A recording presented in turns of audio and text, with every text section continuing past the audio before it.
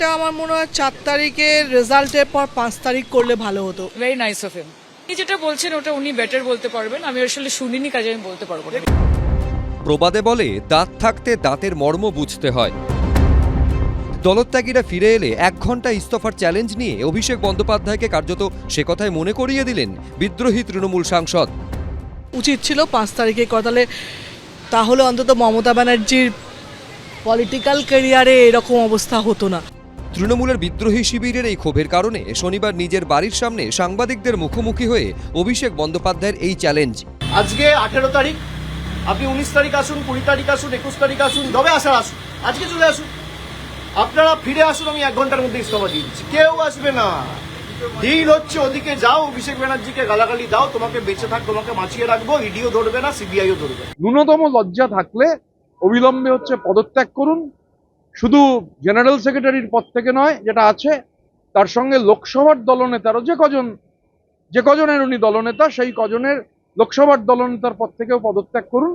এটা মানে ন্যূনতম যদি কোনো ইন্টিগ্রিটি থাকে এটা ওনার করা উচিত, কোনো কথা না বলে, ভাষণ না দিয়ে। শনিবার রাতেই অভিষেক বন্দ্যোপাধ্যায়কে এই কটাক্ষ করেন বিরোধী দলনেতা। আর এদিন একই সুর শোনা গেল শতাব্দী রায় থেকে চন্দ্রিমা ভট্টাচার্য ও মদন মিত্রদের গলায়। এটা জানি না কি বলছেন, মানে কি ভেবে বলছেন। দলে ফিরে আসুন মানেটা কি? আমরা দলেই আছি, আমরা সর্বভারতীয় তৃণমূল কংগ্রেসে ছিলাম, আছি এবং আমরা থাকবো, সেই কারণেই এখানে আছি। কিন্তু উনি কি বলেছেন, কি ভেবে বলেছেন, হঠাৎ বোধোদয় হচ্ছে কিনা সেটা জানি না। 4 মের পর এটা যদি 4 মে রাত্রে বলতেন, 5 তারিখ বলতেন, তাহলে হয়তো সম্ভব ছিল। কিন্তু অভিষেক জানেন আজকে এবার তোর মরা গাঙে বান এসেছে, জয়মা বলে ভাষা তরি। আপনাকে তো আমি বলেছিলাম যে অভিষেক তুমি ছেড়ে দাও, মনে রাখবেন একটু দেরি হলে মেসি হয়তো বল দিতে পারে, কিন্তু টাচটা নিতে না পারলে গোলে ঢোকানো যায় না। আপনি গোলের টাইমটা মিস করে গেছেন। অভিষেক বন্দ্যোপাধ্যায় চ্যালেঞ্জ ছুড়ে দেওয়ার আগে দলত্যাগীদের ঘরে ফেরার আহ্বান শোনা গেছিল তৃণমূল নেত্রীর গলাতেও। এখনো সময় আছে, বিজেপির কোলে আশ্রয় না নিয়ে নিজের ঘরে ফিরে একবার পরিবারকে প্রশ্ন করুন, একবার মানুষকে প্রশ্ন করুন। বেঈমানদের কথায় বেঈমানি করবেন না, সরাসরি বিজেপি করুন, আর তা নাহলে সরাসরি তৃণমূল করুন, মাঝ রাস্তায় থাকবেন না। মমতা বন্দ্যোপাধ্যায়ের এই আহ্বানের আবার বিরোধিতা করতে শোনা গেছে তারই শিবিরের নেতা কল্যাণ বন্দ্যোপাধ্যায়ের মুখে। যে যেখানে গেছে যাক, এখন আমি আর কাউকে দোষ দিই না, যার যা মনে নিচ্ছে সেটাই করুন।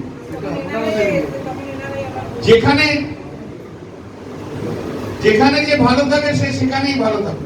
কিন্তু মমতা দিকে আমি একটি কথা বলে দিয়েছি,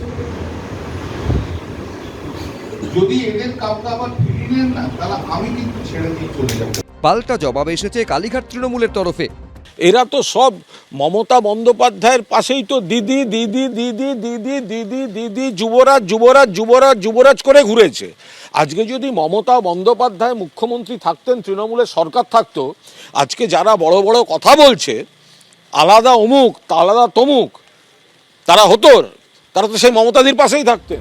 তৃণমূলের 2 শিবিরের দ্বন্দ্ব নিয়ে জমে ওঠা তরজায় কটাক্ষ করতে ছাড়েনি বিজেপি। এটা ওনাদের সংসারের ভেতরের বিষয়, এর মধ্যে আমরা যাব না। কে কাকে ঢিল মারবে, পাটকেল মারবে, এদের অবস্থান নিয়ে কিছুই বলতে চাই না।